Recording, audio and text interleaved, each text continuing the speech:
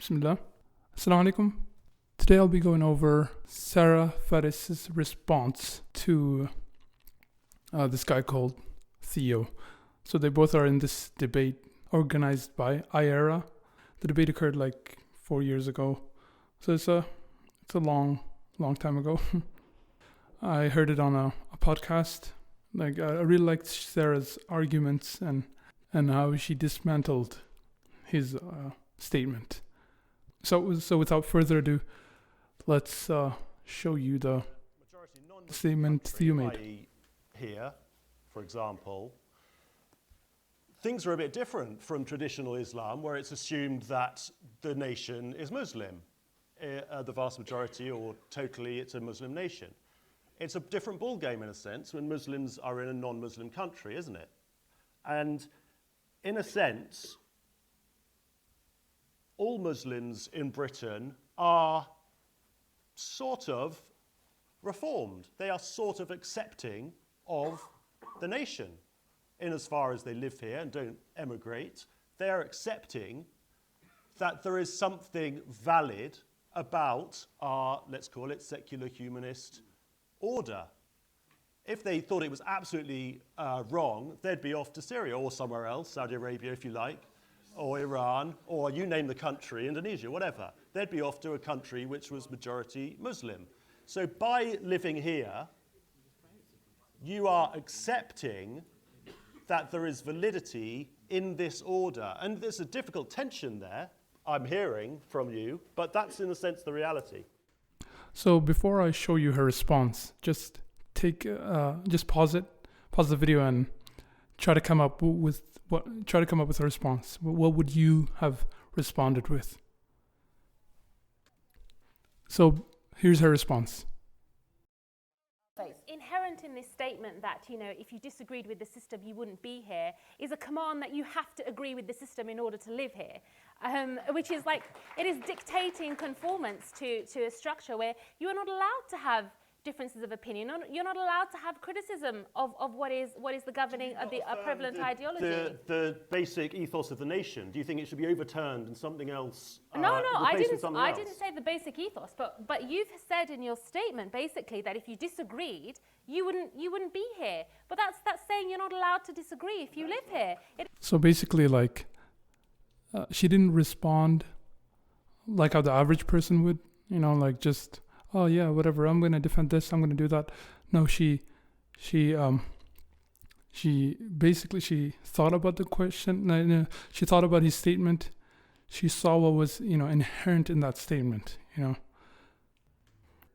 You have to conform to the system in order to be here. And that's that's a very good way to put it. It was very nice. So basically she dismantled his statement and showed what it actually was saying, because he was kind of beating around the bush with that kind of statement. He was making that argument, but he wasn't really saying it, because it's like, oh, too racist. You can't really say that you actually said that to him, because he can just turn around and say, oh good lord, man, mate, I never made that claim. Yeah, mate. And then basically what he does is he tries to poison the well with trying to force words into trying to make it seem that she made a statement that she didn't. It is exactly the same as saying so you are allowed to and disagree. This is one of the problems with how secular liberalism manages minorities by demanding them to conform to something, rather than having, in Islam, Muslims are commanded to be good citizens of wherever you're living. Either improve it or just leave it the same. It doesn't ask that you do anything more or less than that. So this is something that, Muslims can live anywhere. You can be a good citizen anywhere. This is not something that, you have to leave and go off somewhere. And where would we go, by the way? I was born here. Many of the young Muslims here were born here. I mean, I think that there is a shocking trajectory to what you've just said. You're demonising what I said. I didn't say anyone should go anywhere. So you're being a bit naughty. You said that if you don't go, you're saying that. And he literally gets pissed when she says that the second time. He's like, oh, you are, oh God, you are allowed to do, oh, shut up. Yeah, the first time I saw him, crossing his arms, I thought he was literally, he kind of may be visibly upset, but I checked the video again, and throughout the debate, he was crossing his arms. So sadly, I can't say that he was crossing his arm because he was pissed, but I can believe that though. and then she proceeds. Don't go. You're saying that if you disagreed, you wouldn't be here, which has the same implication. By being here, to some extent, you're accepting where you are. I mean, to be fair, well, you can accept where you are without wanting to, you don't have to overthrow a system if you disagree with it. You can be somewhere that you disagree. Okay, very nice. It's time for another question. So basically, he goes after her character, and anytime you see that, oh, you're being naughty, you're being this, that means, he lost the argument. That's what that means, basically. He lost the argument.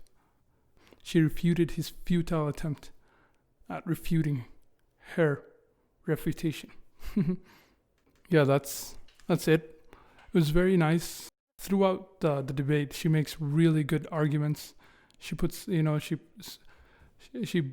puts forth, a lot of things people don't usually know, and it's really nice.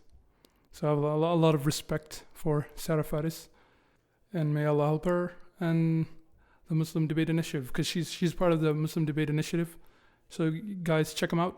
Check IERA out. I'm not a sponsor, but yeah, just check them out. It's very good stuff they do there.